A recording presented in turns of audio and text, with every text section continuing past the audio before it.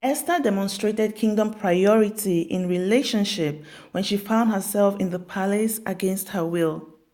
A decree was passed by King Ahasuerus, and all the young virgins were assembled, and extensive body treatments were done to prepare them for the king, after which he would choose who would be the next queen. All this happened after Queen Vashti had been dethroned. Amen.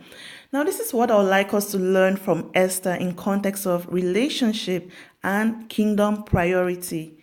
Esther chapter 2 verse 15, as I read from the New King James Version, says this: Now when the turn came for Esther, the daughter of Abihail, the uncle of Mordecai, who had taken her as his daughter, to go into the king, she requested nothing but what Hegai, the king's eunuch, the custodian of the women, advised. And Esther obtained favor in the sight of all who saw her. Amen. From a practical perspective, the name Hegai in Hebrew means word.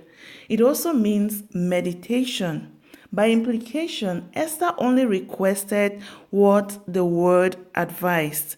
So, although in a relationship she did not choose for herself, she still allowed the word to remain priority in her life. Amen.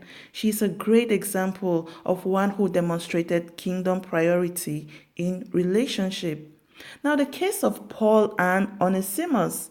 When you read Paul's epistle to Philemon, it gives you a better appreciation of kingdom priority in relationship.